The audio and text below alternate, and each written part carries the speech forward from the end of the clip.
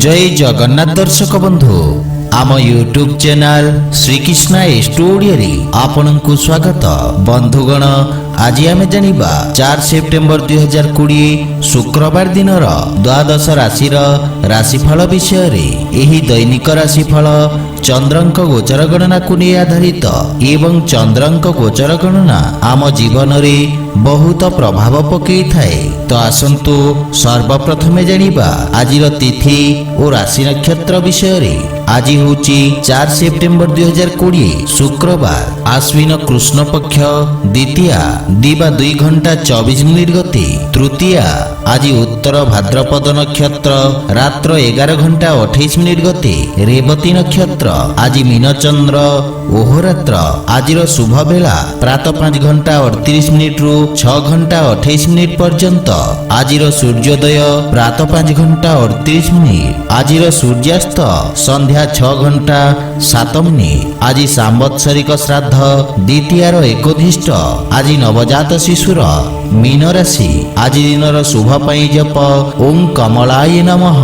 तो बंधुगण आसंतु जानिबा आज द्वादश राशि राशिफल विषय रे। ता पूर्वरु आम चैनल को जो माने नुआ करी आछंती तळे थिबा लाल रंगर सब्सक्राइब बटन को दबाई आम चैनल को सब्सक्राइब करंतु और पाखरे थिबा घंटी बटन को दबाई ऑल रे सिलेक्ट करंतु काहेकि ना आमे अपलोड करिथिबा प्रत्येक वीडियो रो नोटिफिकेशन सर्वप्रथमे पाई परिबे। तो प्रथमे जानिबा मेष राशि विषय रे। आज आपनक राशि स्थान रु द्वादश भाव रे चंद्रदेवंक गोचर निज योग्यता को परखिबा तथा नुआ परिवेश रे कार्यशैली रे परिवर्तन करिबा पई प्रेरित हेबे। किंतु समस्त प्रकार गतिविधि रु दूरे रुहंतु एवं निज प्रतिष्ठार ध्यान रखंतु। रोजगार संबंधित निर्णय रे अत्यधिक सावधान रहिबार आवश्यक रहिछि। क्रोधर अधिकता स्थिति को खराब करिबो। माता पितांक आशीर्वाद रु समस्यार समाधान प्राप्ति हेब। परिवार रो आर्थिक स्थिति संघर्ष पूर्ण रहिबो। विशेष रूप रे कोनोसी अनावश्यक खर्च रु दूरे रुहंतु। भाई भौणींक सहयोग रु आपनक समस्त समस्यार मुक्ति पाइबे। प्रेम संबंध रे किछि समस्या देखा देई पारे सेथि पई बाणी रे नियंत्रण बजाय रखंतु।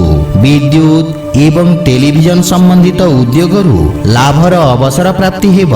संचित धन रे सुधार करिवार प्रयास करंतु।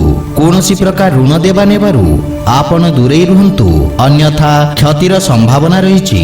विदेश रु व्यवसाय संबंधित शुभ समाचार आपण को मानसिक शांति प्रदान करिबो। स्वास्थ्य अवस्थार ध्यान रखंतु। आज आपण निर्धन व्यक्ति को वस्त्र दान करंतु शुभ फल पाइबे। आसंतु जानिबा वृष राशि विषय रे। आज आपणक एकादश भाव रे चंद्रदेवंक गोचर आपणक पई मनोवांछित लाभर स्थिति उत्पन्न करिबो। पूर्वरु करा जायथिबा व्यावसायिक परिश्रमर सुखद परिणाम प्राप्ति हेब।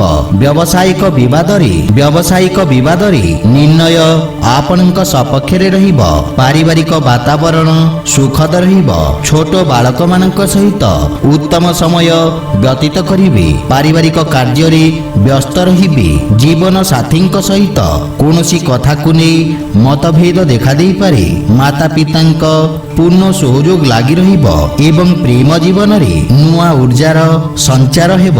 सरकारी क्षेत्र रे जड़ित व्यवसायी लाभवान हेबे एवं नुआ अनुबंध प्राप्ति हेबार जोग रहिछि।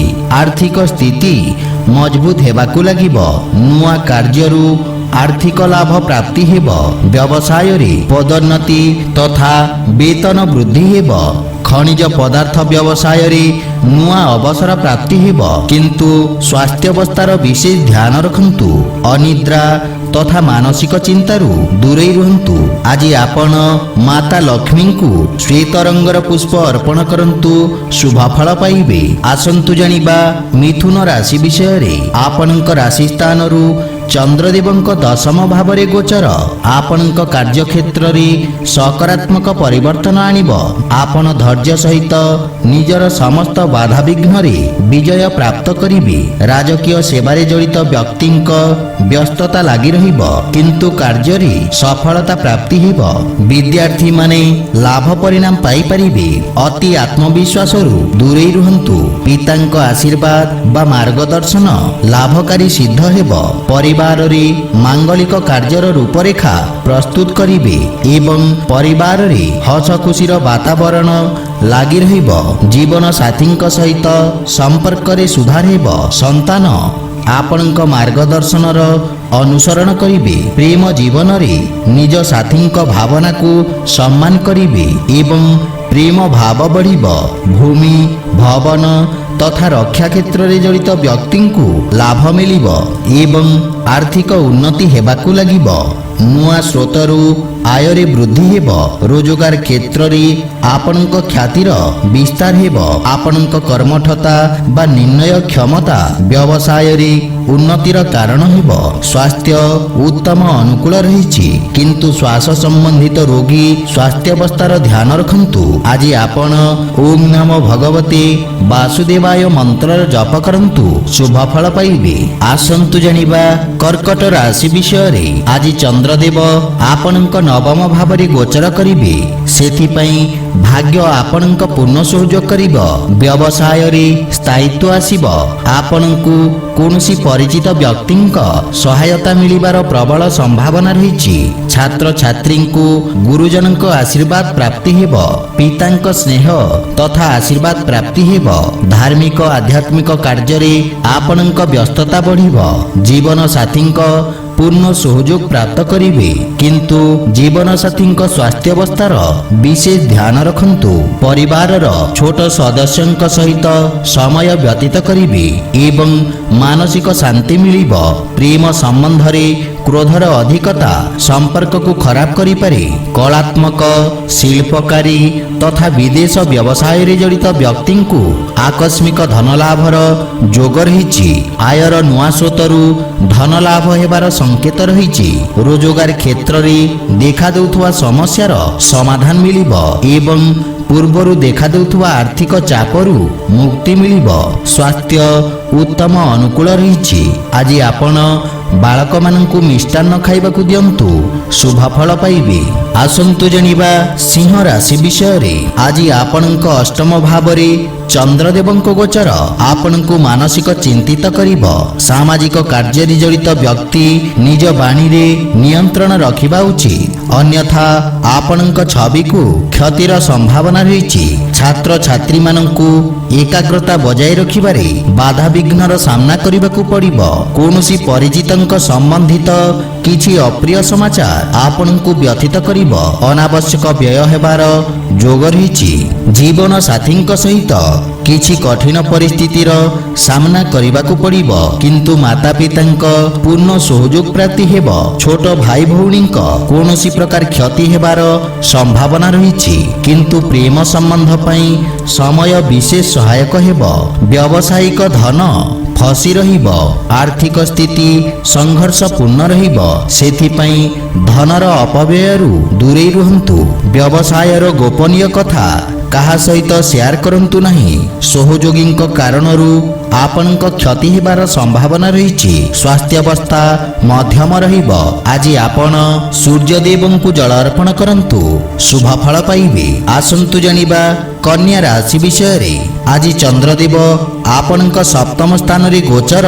ଭାଗିଦାରୀରେ କୌଣସି ନୂଆ ବ୍ୟାପାରର ପ୍ରାରମ୍ଭ ପାଇଁ ଶୁଭ ସମୟ ପ୍ରଦାନ କରିବେ। ସରକାରୀ କ୍ଷେତ୍ରରେ କାର୍ଯ୍ୟରତ ବ୍ୟକ୍ତି ଲାଭାନ୍ୱିତ ହେବେ। ବିଦ୍ୟାର୍ଥୀମାନଙ୍କୁ ଶିକ୍ଷକଙ୍କ ପ୍ରୋତ୍ସାହନ ମିଳିବ। ପାରିବାରିକ ସୁଖ ସମୃଦ୍ଧିରେ ବୃଦ୍ଧି ହେବ।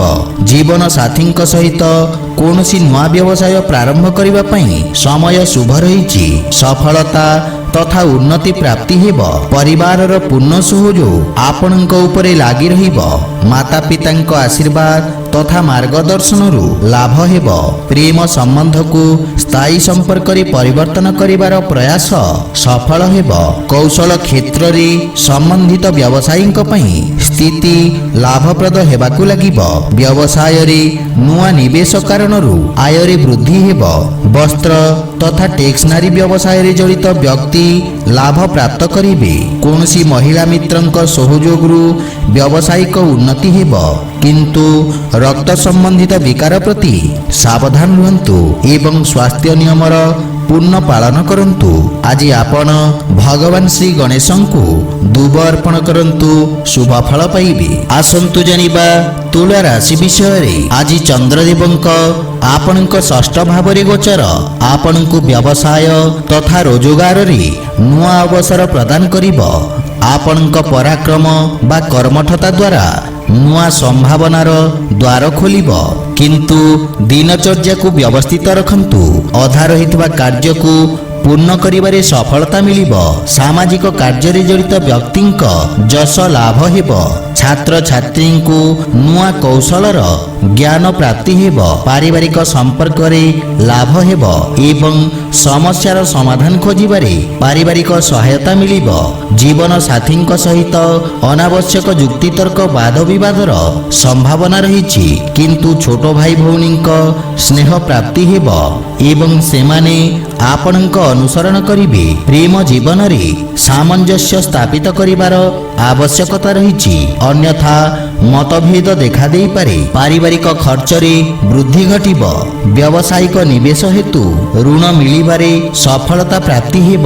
ବ୍ୟାପାର କ୍ଷେତ୍ରରେ ସ୍ଥିରତା ଆସିବ। ଭବିଷ୍ୟତର ଆଶଙ୍କାରୁ ମୁକ୍ତି ମିଳିବ, କିନ୍ତୁ ଉଦର ସମ୍ବନ୍ଧିତ ସ୍ୱାସ୍ଥ୍ୟ ସମସ୍ୟା ଆପଣଙ୍କୁ ବ୍ୟଥିତ କରିବ।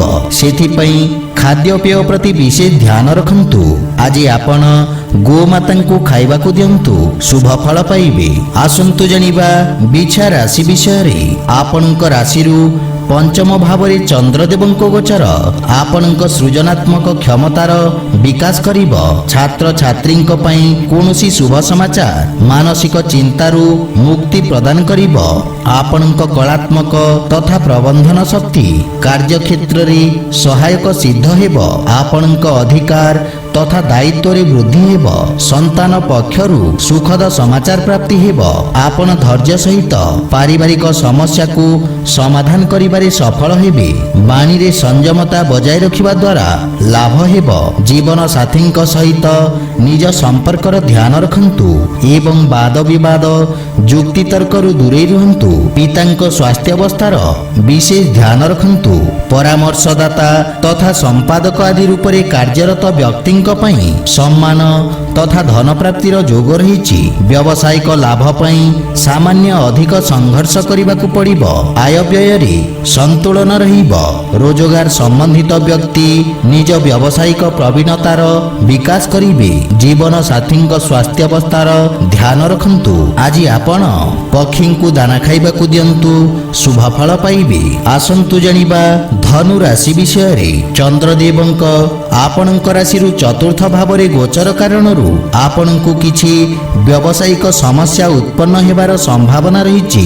ସମସ୍ତ ପ୍ରକାର ନିବେଶ ଅଥବା କ୍ରୟ ବିକ୍ରୟ ପୂର୍ଣ୍ଣ ସାବଧାନ ସହିତ କରନ୍ତୁ। ଆପଣଙ୍କ ସହିତ କୌଣସି ପ୍ରକାର ଧୋକା ହେବାର ଆଶଙ୍କା ରହିଛି। ବାଣୀର କଠୋରତା ଆପଣଙ୍କ ଛବିର ହାନି କରିବ। ବିଦ୍ୟାର୍ଥୀମାନଙ୍କୁ ଅତି ଆତ୍ମବିଶ୍ୱାସ କାରଣରୁ କ୍ଷତିର ସମ୍ଭାବନା ରହିଛି। ମାତାଙ୍କ ସହିତ କିଛି ବୈଚାରିକ ମତଭେଦ ଦେଖାଦେଇପାରେ। ଭାଇ ଭଉଣୀଙ୍କ ସମ୍ବନ୍ଧରେ ସୁଧାର ହେବ। ପାରିବାରିକ ସୁଖରେ ହାନି ଘଟିବ, କିନ୍ତୁ ପିତାଙ୍କ ମାର୍ଗଦର୍ଶନ ବା ସହଯୋଗ ଆପଣଙ୍କ ଉପରେ ଲାଗି ରହିବ। ଜୀବନ ସାଥୀଙ୍କ ଭାବନାକୁ ବୁଝିବାର ଅବସର ମିଳିବ ଏବଂ ସମ୍ବନ୍ଧରେ ପ୍ରଗାଢ଼ତା ଆସିବ। ପ୍ରେମ ଜୀବନରେ ମଧୁରତା ଲାଗି ରହିବ। ଲୁହା ତଥା ସୁଗନ୍ଧ ନିର୍ମାଣରେ ଜଡ଼ିତ ବ୍ୟବସାୟୀ ବିଶେଷ ଲାଭବାନ ହେବେ। ଆବେଶରେ ଆସି ନିଆଯାଇଥିବା ଭୁଲ ନିର୍ଣ୍ଣୟ କାରଣରୁ ବଡ଼ କ୍ଷତିର ସମ୍ଭାବନା ରହିଛି। ସେଥିପାଇଁ ଆପଣଙ୍କୁ କିଛି ମାନସିକ ଚିନ୍ତା ବ୍ୟଥିତ କରିବ। ମନକୁ ଏକାଗ୍ର ତଥା ଶାନ୍ତ ରଖିବାର ପ୍ରୟାସ କରନ୍ତୁ। ଆଜି ଆପଣ ଗଣେଶ ସହସ୍ର ନାମ ପାଠ କରନ୍ତୁ, ଶୁଭ ଫଳ ପାଇବେ। ଆସନ୍ତୁ ଜାଣିବା ମକର ରାଶି ବିଷୟରେ। ଆପଣଙ୍କ ରାଶିରୁ ତୃତୀୟ ଭାବରେ ଚନ୍ଦ୍ରଦେବଙ୍କ ଗୋଚର ଆପଣଙ୍କ ସାହସ, ଧୈର୍ଯ୍ୟ ଓ ପରାକ୍ରମରେ ବୃଦ୍ଧି କରିବ। କୌଣସି ପରିଚିତ ବ୍ୟକ୍ତିଙ୍କ ସହଯୋଗରୁ ବ୍ୟବସାୟରେ ଲାଭ ହେବ। ସାମାଜିକ କାର୍ଯ୍ୟରେ ସଂଲଗ୍ନତା ବଢ଼ିବ। ତରବରିଆ କାର୍ଯ୍ୟରୁ ଆପଣ ଦୂରେଇ ରୁହନ୍ତୁ। ଆପଣଙ୍କ ପ୍ରଭାବ କ୍ଷେତ୍ରର ବିସ୍ତାର ହେବ।